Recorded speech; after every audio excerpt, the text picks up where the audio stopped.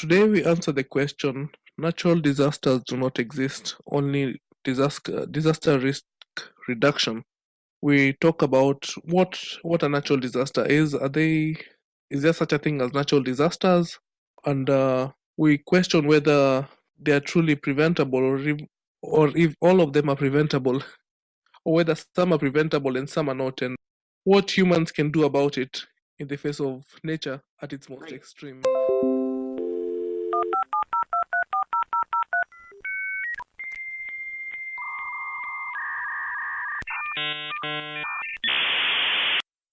Two, one, and we are recording once again. Yes, we are recording again, finally. Yeah. So I don't think we came in today with a set idea of what we wanted to do. No. So I think I'll start with something that I was discussing with Paula about Yeah. a very long time ago, hmm which was this idea that I wrote it in Discord. Mhm. What did I say? Natural disasters do not exist, only disaster risk reduction. Pause. I was hoping you're going to say that because I think I saw that from you and I remembered seeing it from Paula as well. Yeah. Okay, yeah. So what do you think of that? Could you just repeat statement? that? And so the statement is natural disasters do not exist, only disaster risk reduction. Most of the time when we have a debatable issue, I'll usually compare a situation from my home country, which is by many standards considered a third world country, and Europe, specifically Germany, which is considered to be a first world and more developed country. So, based on those two paradigms, I'd say natural disasters do exist, but Okay. in some cases, the human cost of natural disasters can, in some incidents, be mitigated. Yeah, but I'm not 100% sure if.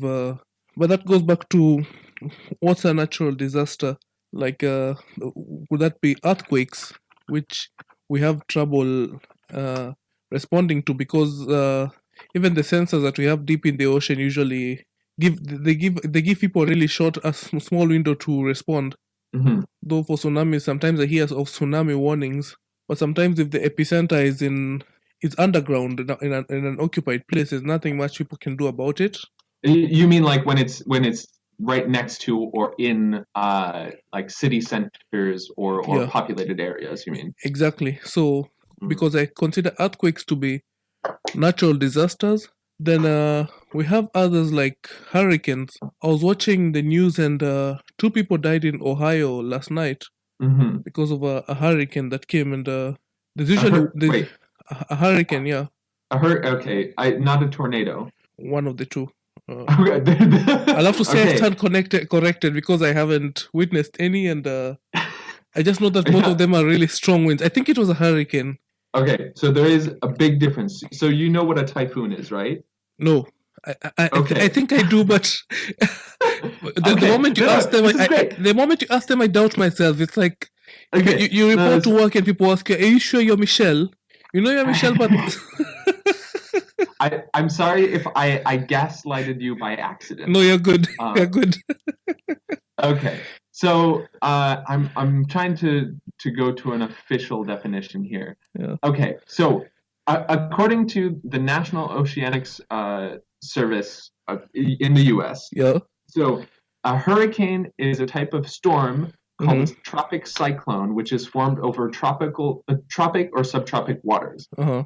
These are the ones when you see on the map. They have the center or the eye, and they look like a spinning top when you look at it from like radar images, or you look at it from pictures taken from space, right? Oh, speaking of which, I think then I might know what a hurricane is, because there's a time when there was some hurricane crossing the Atlantic from the western coast of Africa going to the US, and it caused some serious damage. I think sometime last year or the year before. Yeah. And there was this comparison of that hurricane and transatlantic trade, because it was like, so in some quarters people are looking at it like the ancestors of the slaves are finally punishing those who are responsible, because the wind was seemed to be following the exact route that those ships were following as they went from West Africa to the coast in the US. But I digress. To the east coast. But so you are right though. Most of the tropic storms that hit the southeast of the United States or the east coast of the US are all come from the tropic zone of the Atlantic Ocean that swings up into the US, Mexico, that area. Mm-hmm. So yes, it is completely possible for a tropical storm to start very close. I haven't tracked. Usually they start tracking it when it starts forming into a hurricane. No. Sorry. They track all tropic storms which come from the Atlantic towards the US, but they don't start publicly tracking it until it has the possibility to become a hurricane. Okay. And hurricane and typhoon are essentially synonymous. Mm-hmm. They mean a similar type of weather formation, but typhoon is usually associated with Pacific and Indian Ocean, that area. Yeah, it sounds like the word might have origin in the word seems to have originated somewhere in Asia, I guess. Mm-hmm. Anyway, so my guess is that you are talking about a tornado, which it can happen inside hurricanes. It's like it's a square rectangle kind of thing. I think I know a tornado and a twister are the same. Tornado and twister are the same. I think with maybe a difference in magnitude. I wouldn't quote me on that, but a tornado. I remember watching the movie Twister at some point in the 90s or something. I think, if I'm not mistaken, twisters are less powerful. Mm-hmm. So, yeah. Tornadoes are... Yeah. All right. So this is National Geographic. Uh-huh. Tornadoes are vertical funnels of rapidly spinning air. Their winds may top 400 kilometers an hour and can clear a path of 1.6 kilometers wide and 80 kilometers long. Mm-hmm. And they often come with hail, and there is literally an area in the U.S. Anybody who's lived in the U.S. For an extended period of time, they know that there's a certain point in the year where there's a place called Tornado Alley, which is a huge region across multiple states where tornadoes just come in all the time for that period of time. So it's predictable in that. That brings us back to the question: if it is known that tornadoes come through that area during a given time, in that case, would that make the answer to your initial question yes? The question about natural disasters not existing. Right. So that's what I think, right? Yeah. Is personally, I think that the first time I heard that phrase, I thought it was really weird because I was like, of course there's tons of natural disasters everywhere, but no. The point is that these would happen even if there were no humans. Natural disasters. Right. And so are they disasters now that humans are no longer there? Right. So no. I think, we identify it as a disaster because us humans decide that it's a good idea to build in Tornado Alley. And then right, it's we put our towns, we put our infrastructure in those areas, and so what you're causing your own disaster, right? It's basically like you're creating the drama. So go ahead. Yeah. Question. In line with that, let's move from the US and go to Fukushima. Okay. There was a nuclear plant that was a tsunami took place, and the nuclear plant was right on the path of this tsunami and the raging seawater. So my question would be, if Fukushima nuclear plant was absent, would it still have been considered a natural disaster? Right. Because there would still have been a human cost without the radioactive cabbages and fish and people dying. Yeah. I think in that sense it would have been a less dramatic disaster, right? Because whatever we may call it, right? People have decided that that's the place they are going to build their reactor. That's the place that they're going to live, right? And they have to accept the risks of building or creating infrastructure or making a family in those areas, right? Right. And so, and yeah, it's tough. It's tough. Let's see. Okay. Is Missouri by any chance close to Ohio? let's pull up a U.S. map. Because I was watching something about people dying in the U.S. following violent tornadoes, and okay, this news from 2 days ago. So is Missouri next to where you said? Ohio, because I initially said that 2 people died in Ohio. Okay, so it's not super close, but it's within 3. There's 2 states in between. So you have Ohio, which is next to Pennsylvania, which is then next, which has New York right above it. But on the other side of Ohio, you have Indiana, Illinois, then Missouri. That sounds like like a big distance, because when you speak of states, in US context it makes sense, but for someone in Europe or someone in Africa, right, when I think of a state, I have to first of all convert the land masses to be equivalent to countries. Right. So I imagine like they're like 2 countries away. So I'm like, that's a big distance. I'll put it to you like this. I'm putting in. Oh, great! Now it's giving me miles because it doesn't know how to play it. Okay.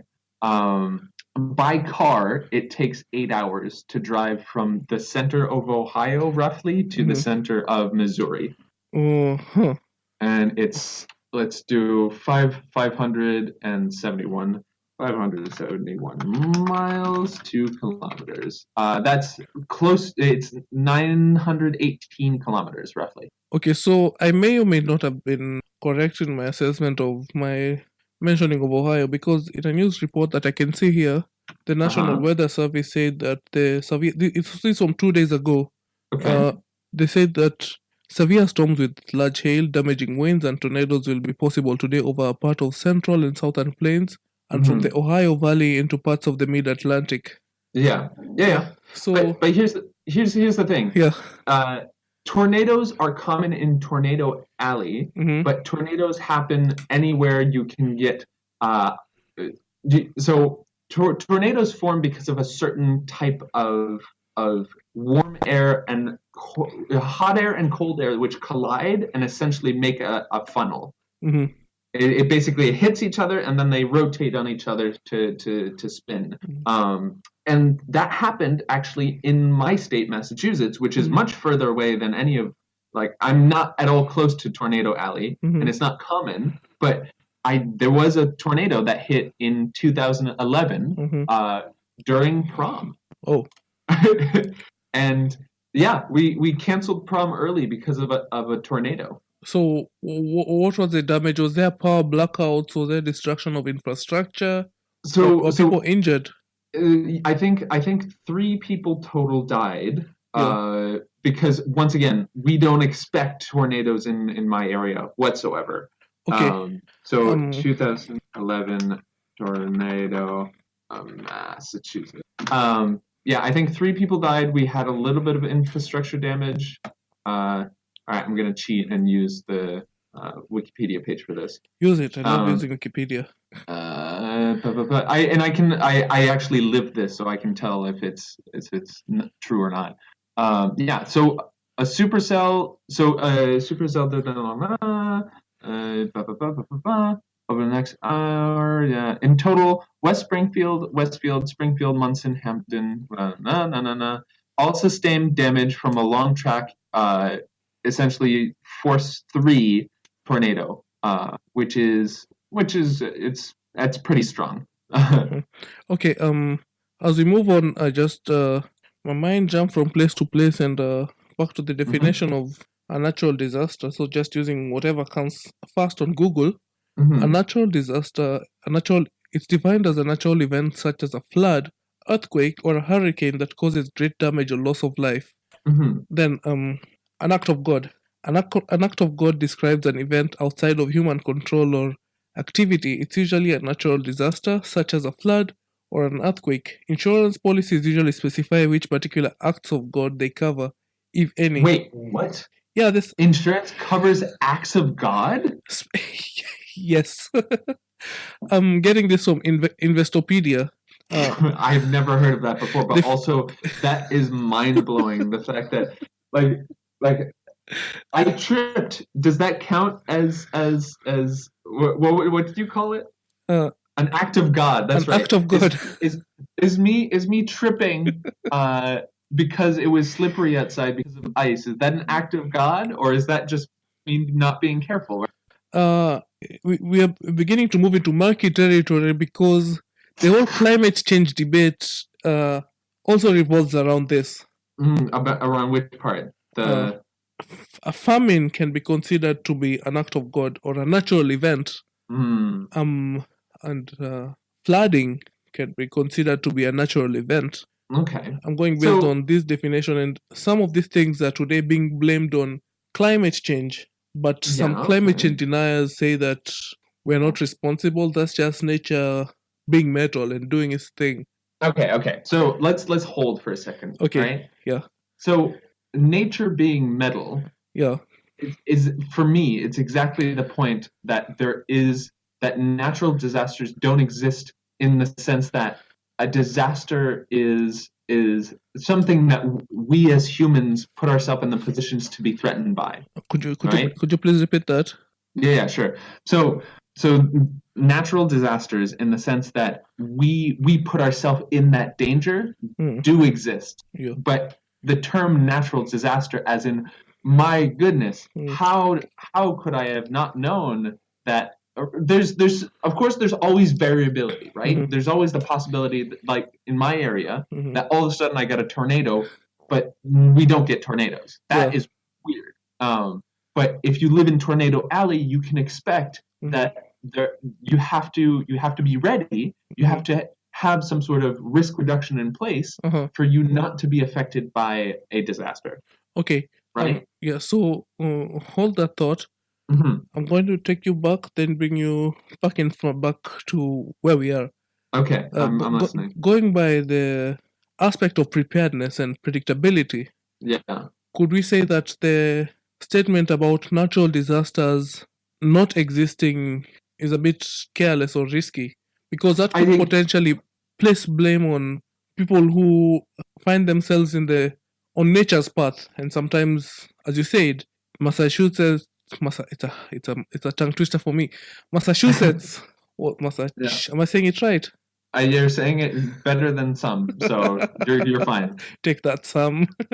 The residents of Massachusetts who are affected by the natural disaster wouldn't this be a case of blaming the victims, blaming innocent victims if we say that natural disasters don't exist?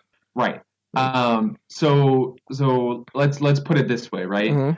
You're right in the sense that since this was something completely unexpected, it happened and the damage is done, right? Yeah. And yes, it was a disaster, and yes, it had to happen to be a natural cause. But and I do agree that we shouldn't shift terms immediately. Like we shouldn't shift away from natural disasters as a term immediately, because there are some people who rely on that to communicate what they're affected by or how certain laws work, right? Right. But I would argue that if it is a good shift away, it's good to shift away from that, because there can be freak natural events which can cause a disaster, and that would be the case of the tornado that ruined my prom. Right? Which, granted, it was fine. I wanted to go home early, so. But for places which are at a much higher risk consistently of being threatened by all sorts of natural phenomenon, like earthquakes, like hurricanes, like flooding, whatnot. If this is a common occurrence, which is, in terms of a season-based thing, is predictable, right? Yeah. I know this season we're going to have lots of floods. I know this season we're going to have lots of this. Then that's where you need disaster risk reduction, because the risk is always going to be higher in these places. Yeah. And that and you want to reduce the risk by either training people how to address the problems, or you don't live in the area, which of course is not possible because many of these places have, like California, my goodness, that the entire West Coast is going to get thrown off into the Pacific because it's literally on a fault line. Could you give me a California becoming another Atlantis? Yeah, well, okay, that's we're jumping to conclusions here, and I think Californians would take that literally. They'd be like, "Yeah, we should become Aquaman." Okay. Okay. I wanted to talk about. Remember when I first attempted to answer your question? Yes. I brought up the issue of the difference of disaster in developed countries and disaster in developing countries. Yes. When I was writing my thesis, I dealt a lot with the issue of knowledge and how humans take and appreciate and value knowledge. And one of the biggest signs of advancement as humans developed was the ability of people to master nature. Right. The ability of, because before that people were basically at the mercy of nature. And a sign of people's advancement was how they could be able to tame this beast, quote unquote. And in comparing disasters in different parts of the world, let me use the example of flooding. We a large chunk of our traffic infrastructure has been rebuilt in Kenya over the last decade or so, and that included drainage and stuff like that. So but whenever it rains, parts of the city experience flooding, and people get mad. People talk about it on social media and say, these are signs that we are not ready for this kind of development, and we could have prevented this. We would have made good drainage, or the drainage is there, but the flooding is happening because people are not disposing their garbage properly, specifically plastic. Okay, right. And Kenya was an international rock star last year for their ban on plastic bags. That's how seriously we take it. But I live in Germany now, and rains come, and rains are predictable, but some parts of the country still experience flooding, including cities. Yeah. And infrastructure gets interrupted despite people knowing that these rains are gonna come. Right. So in that sense, I'd say that there's some disasters that we, as much as we'd like to deal with, we can only do so much, because that's going on the assumption just within the context of flooding, that the drainage is taken care of much better in Germany. Yeah. But again, there's disasters like those about food security. Right. Okay, for me it will go back to flooding again. I'll explain. It's a good example. So yeah, so in some parts of Kenya, specifically the northern part of the country, the climate is much warmer. We say it's hot, and from time to time they experience famine and serious famine, the same famine that will be experienced in parts of Ethiopia and parts of Somalia.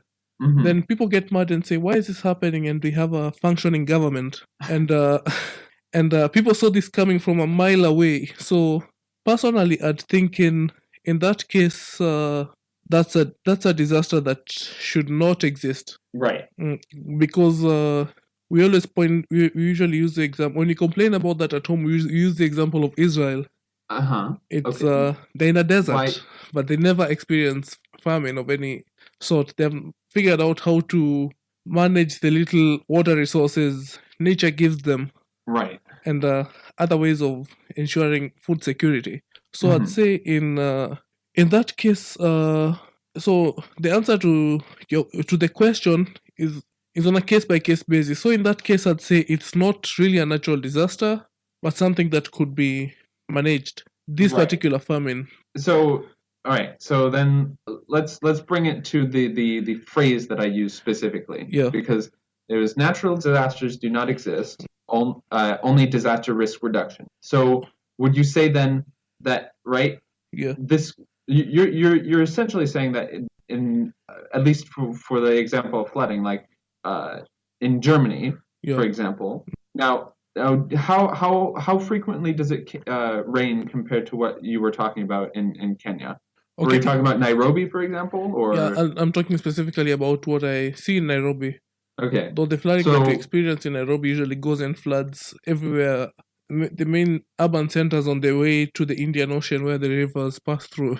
Mm-hmm. Yeah. So how often does it? I don't know. So okay, I'd say there's two main flooding seasons. Okay. We have two rains. We have long rains and short rains. Okay. Long rains are between March and May, and short rains are much later in the year, between September and November. Basically, the duration when it's raining is shorter. And during both times it rains, and in urban areas it floods. And I told you I'll mention my connection of flooding and famine. Some of these places that experience famine also in the north of the country. And when it rains, it rains that it's gonna flood, and you're gonna see people on the street playing and enjoying the water. Right. But unfortunately, this flood also sweeps away the rest of the few animals that survived the harsh famine and whatever crops they might have had. Right. So in that case, I could be wrong, but I feel like that's a case of serious mismanagement of natural resources at the same time, because what's the good of complaining about a flood when a few months later you're going to complain about lack of food? It's almost like clockwork. I completely agree with you. Yeah. And the way I want to follow up with this is that, first of all, urban areas are not designed to, if we're speaking specifically about flooding, right? Yeah. Urban areas, unless they're really, really well designed, are not well prepared to handle water, because most of infrastructure that carries cars is not. It doesn't. You have to build your infrastructure in such a way that makes it possible for the water to leave the streets or to disappear somehow. Funny enough, Pompeii actually has really good water management. But look where that got them. I didn't say lava or like I didn't say like explosion resistant. Right? Yeah, true. We'll get back to Pompeii actually, but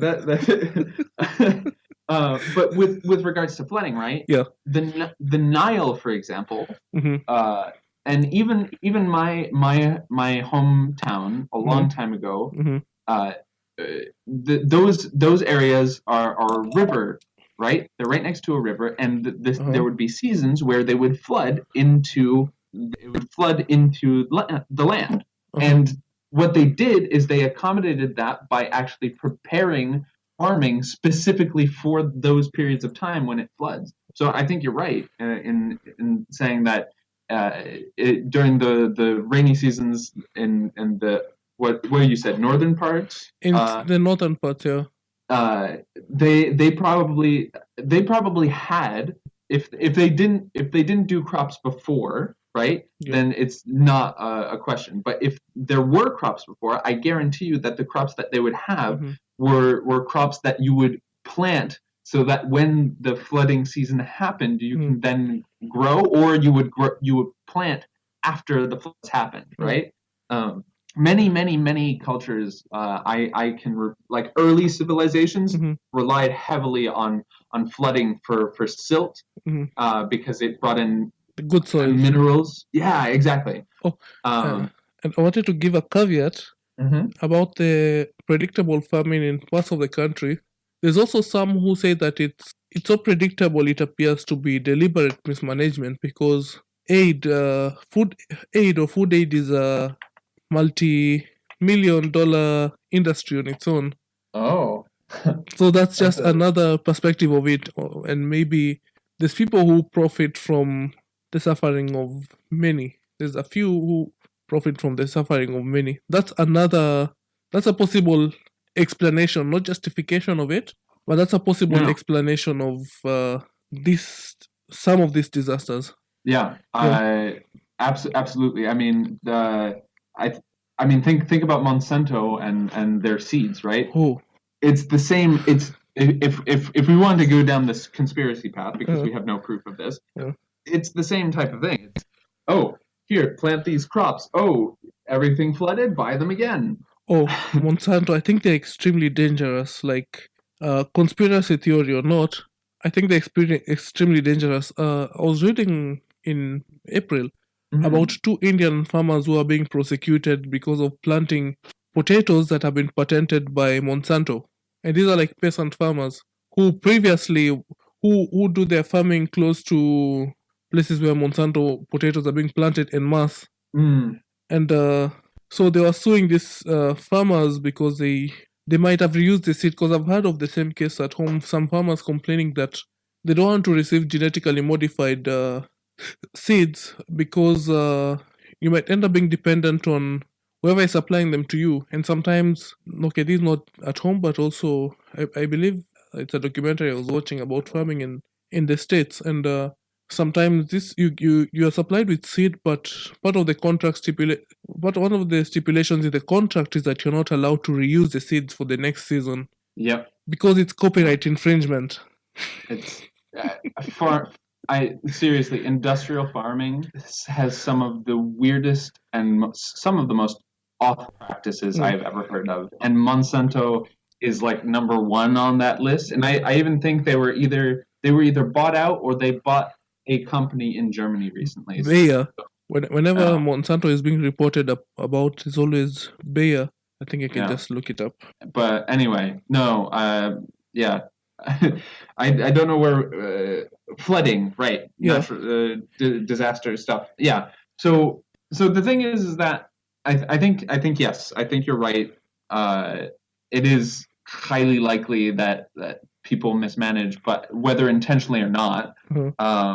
But my point is that urban infrastructures, now we're coming back full finally. Urban infrastructures are not built to deal with rain unless it's built extraordinarily well and very well planned. Because otherwise it just you just get flooding all the time. And right, even if it is built well, if you have too much plastic, right, then maybe you can't see it work because there's just too much plastic, and that's a whole other thing. Yeah, I mean, for example, Paris, anytime it snows, everybody freaks out because they don't know. It doesn't snow here. It's snowing. Everything's shut down for an hour and a half. We can't deal with this. No. You know the second thing I did when I saw snow? Tell me. I tasted it. And? Disappointed. It was just... It didn't have much of a taste. The first thing I did was feel it because I always saw it on TV, and I was extremely curious about everything about snow, about interacting with snow in person. Yeah. So I felt it. It was... tasted it. And I talked to my friend who is living in Jersey, and we were just talking about experiencing a different climate, and the issue of tasting snow came up.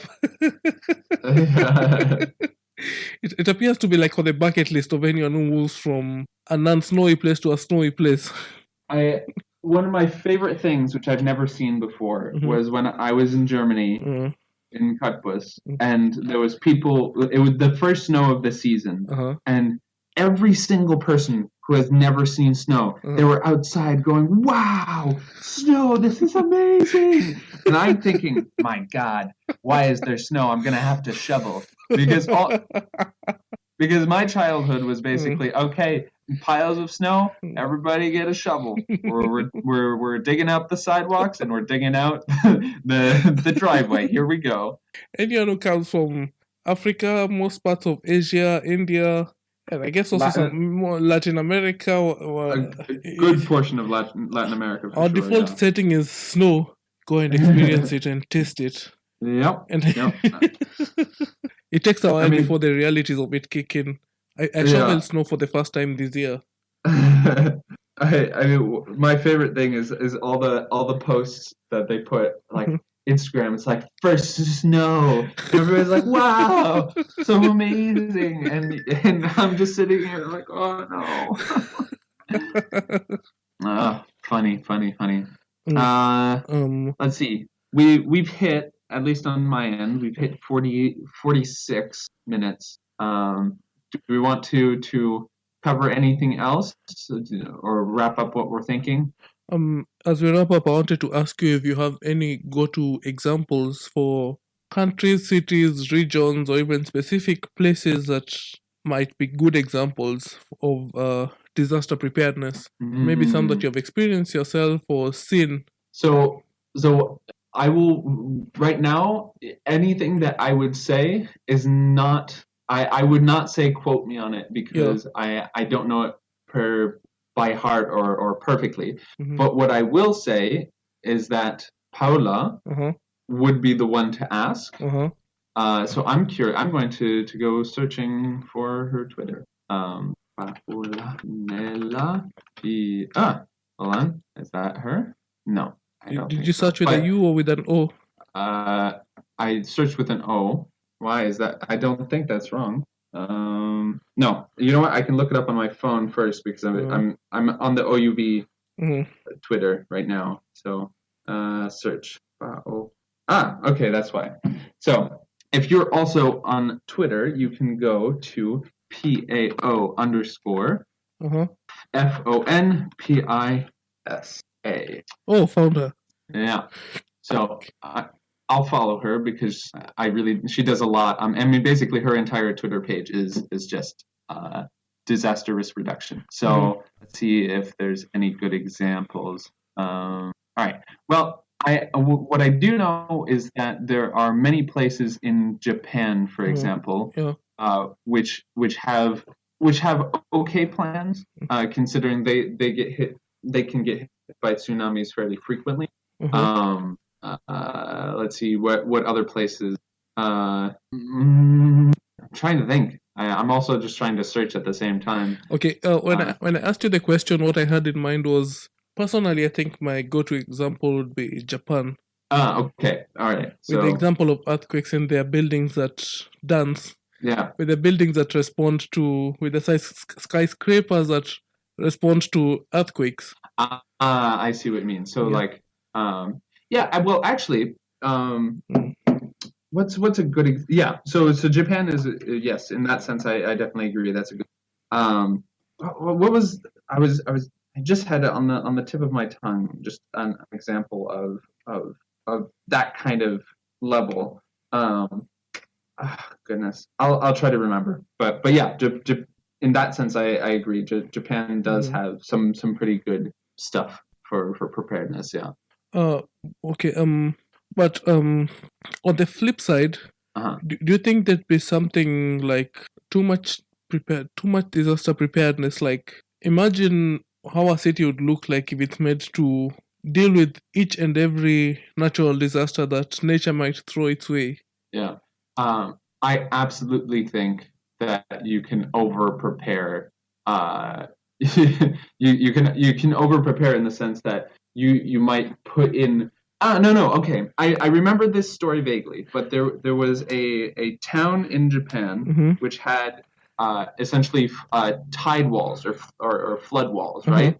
And the idea was, I think Paula told me the story. The idea is that these walls, now that they're there, will protect from the majority of the damage that a tsunami can do, because the walls are high enough and they'll break the tide enough so that it won't be as damaging, theoretically. But the problem is that people forgot what you're supposed to do anyway, no matter what protections are in place, is that if you get the warning that a tsunami is coming, you go inland as fast and as far as possible, and you forget everything, you drop everything, you just go, right? But with this extra layer of protection, with heavy quotation marks, some people forgot that they weren't necessarily safe even if the walls are there. And lo and behold, one time, the walls basically they were completely useless because the tsunami went in such a way that it made it irrelevant or even worse. Threw a curveball at them. Oh, right. And I think it was even like the walls kept the water in, right? Which is also a problem. It reminds me of an anecdote I had way back when I was a teenager or a young adult about this guy. It might have been true or just a story about this guy who fortified his house and made it extremely strong, and he had the strongest doors. Then someone asked him what would happen in case of a fire, because sometimes if there's a fire, people need to come in from outside to rescue you. Right. So it's so safe that it becomes a trap in itself. Yeah. Oh. Yep. Then something else that popped into my mind to answer the question I asked you about the highest or borderline extreme levels of disaster preparedness. Doomsday preppers. I forgot my pasta. Hold on. Okay, go. I hope your pasta is good. Holy shit. That doesn't sound good. I didn't burn anything, but I think I have extra soggy pasta. Oh, that's. I literally let it sit in the pot for an hour. Oh my god. Trust me, that's better than burning the pasta. Your clothes would be smelling like weird cigarettes. And we have a culture retreat tomorrow. My god. Do you need the pasta for tomorrow? Yeah. We're the whole culture unit at UNESCO is going on a retreat, and since I'm an intern, I can go as well. So, oh boy, that was a close call. Sorry about that. Oof. Yeah. So, doomsday preppers. Okay, doomsday preppers. What? Doomsday preppers. Have you ever heard about them? Yeah, I've heard plenty about them. So I've heard plenty about them too. Watch documentaries about them. And I have to say, first of all, they're extremely prepared for different scenarios. Yes. But unfortunately, most of these scenarios are unlikely in the places where they're preparing. But some of these skills that they have, some of these techniques that they're using, I usually think they could come in handy to people in different parts of the world who are experiencing doomsday each and every single day. Mostly people in war zones. I mean, you're not necessarily wrong in that sense, right? Like all those resources that they're using for the potential disaster that they might have should actually go to people who are actually suffering now.